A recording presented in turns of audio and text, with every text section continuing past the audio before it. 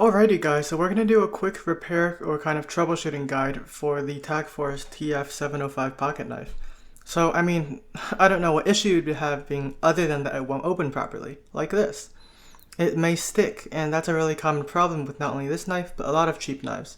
Even though it's spring assisted, often it just doesn't come very well tuned, or the parts just aren't very good. So, we're going to take a look and see what we can do about this. So, the first and most common thing to do with a knife like this is pretty obvious, but it's just to loosen this main screw that holds the blade in place, because if it's too tight, either from the factory or if you tighten it yourself, it could be putting too much pressure on that blade for it to open smoothly. So for this repair, all you'll really need is, well, later we'll be going inside, but if you're only doing screws, then for reference, you'll just need, let's see here, a T9 Torx bit on a precision screwdriver. If you'll focus for me, please.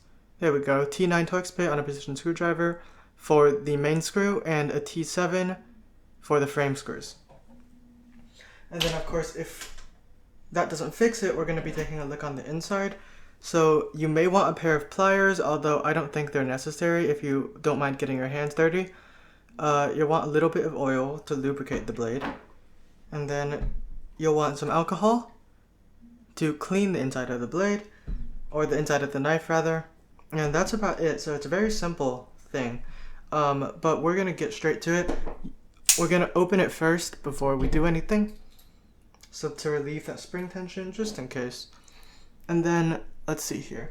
So if we just loosen this screw a little bit, you never want to go too far. You want to go a little bit at a time, because if you go too far, then the blade's going to get all wobbly and you don't want that. So let's see if that fixes it. So there you go. That's all it took. Just that little bit. And with that little bit, you can see we still have minimal blade wobble. If we do it too much, you're going to have way too much wobble. But see, it's actually not perfect yet. If I flick it hard, oh, maybe not. So that little wobble did it, I guess. So alternatively, you could loosen that one more, but what I like to do is actually, on this particular knife, there's another screw here that is very close to the blade, and that often also works to pinch it. So if we just back that one off just a little bit, that can often help as well. Let's see. There we go. Now it opens very fast, feels very sharp, and we've introduced a little bit more wobble, but that's just kind of the trade-off you're going to have to deal with. It's nothing that's unmanageable for a cheap knife, and it opens very well now. But let's say it doesn't fix it for you, or you're still not satisfied, because you hear that. That's the squeaking of those terrible plastic washers on the inside, and no butching. So that's not the greatest.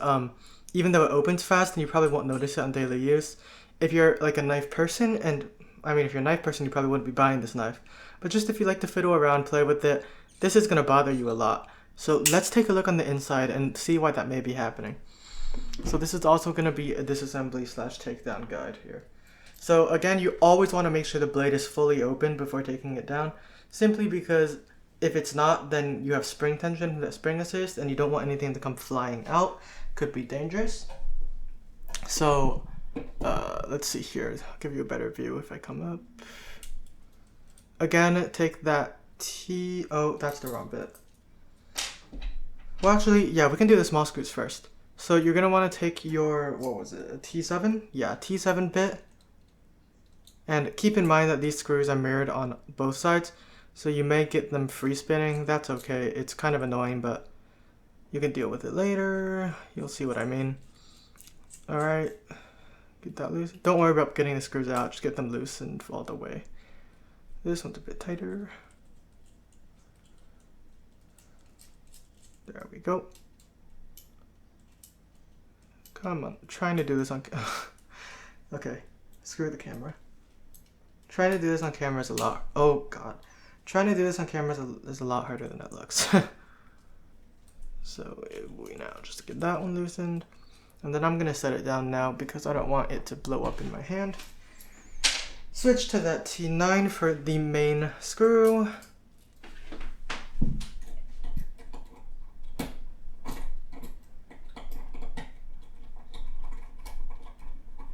There we go. That can come off. And you do want to keep track of these screws because not all the screws are the same. You don't want to risk stripping anything out. So we're just going to set that aside. The paper here. So a magnetic screw tray would be helpful here. I don't have one.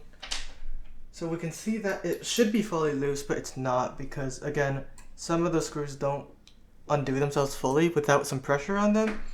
So now while pulling up on this scale to put some upwards pressure, it's generally this screw that tends to give me trouble. So now we're gonna set that free now. There we go. All right. So now this, again, you want to keep track of these screws. It's a big pain. So there's the screw that just came out of that hole.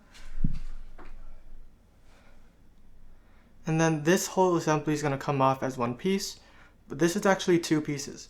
So keep the screws in the holes if you can. Set it on the table, and if we lift, we can see that underneath there's actually another black panel. So just take your grip scale. Jeez, my camera does not want to focus today. There we go. Take your grip scale, set it aside. And then now we have this left with this black piece. It's just a thin sheet of metal, and all it's for is, it's kind of like a spacer, and it houses this spring. So this spring does come lubricated, which is a good sign. It's probably not the highest quality grease. Wow, there we go. It's probably not the highest quality grease, but it'll do. We really don't want to mess with the spring because it's going to be a pain to get it to go back into position. So we're just going to leave that be right now. That's the spring that provides your spring assist tension. So we're just going to set that to the side, and now we have access to the, oh, where did this screw come from? That screw came from there. Okay, and now we have access to our internals. We do have this top thingy, bracket thingy. And then inside that, you will see some bushings for screws. There's another one that just came out. During the reassembly, this one is a big pain to get back in because it fits through, oh, okay. It fits through here, but it'll fall through.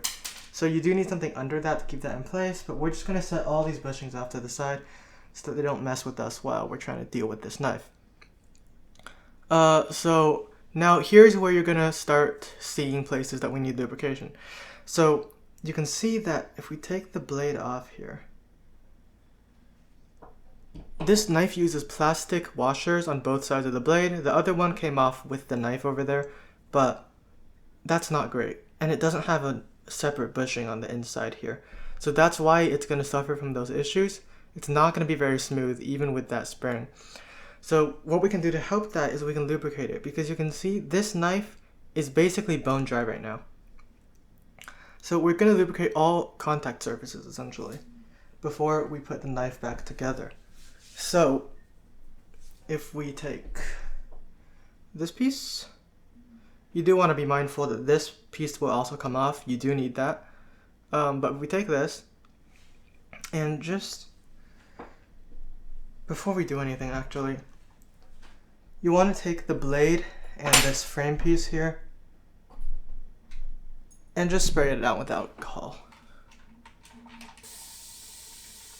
Because you want to clean off any residual oil that you can't really see or any dust that may be on it. So there we go. Just get both sides of that. And then we're going to let that dry and we'll be back. Alright, so we've wiped everything down. Everything's nice and dry now. So we're going to take a little bit of blade oil and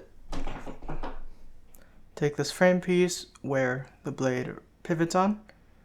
Why do you not want to focus today? This is being very frustrating. Come on. There we go. And just kind of dab a little bit around there. That's actually a bit much. I can't really see what I'm doing because I'm using the camera.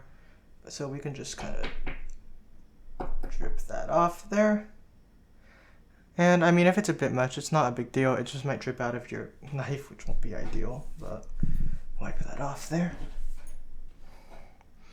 Okay, and then set this down. And then we're gonna do the same for our knife. So, or for our blade rather.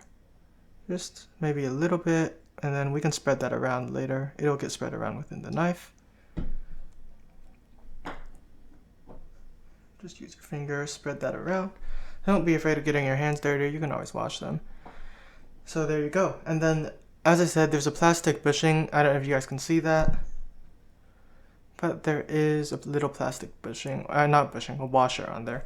So now the blade can go on. Oh, we don't have the main post. Where did that go? What? I will find that because I think it came out while I was lubricating it.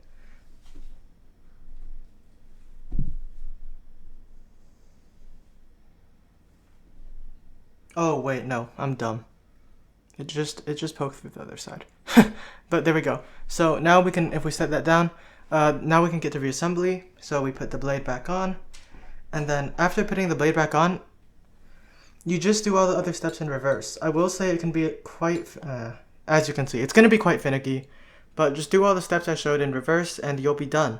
So I'll be back once I get it reassembled. It's a pain to do on camera, so I'm not going to do it on camera. If you have any questions, just comment below. The only thing that you do need to be aware of is, on this thing here, this spring, you do need to keep that right where it is. If it comes off, reposition it exactly like this, because this will push up against an inside of the grip scale. It has a specific slot for it, so you can't change the positioning. And then if you see this part, how it kind of comes to a tip, that little pointy tip,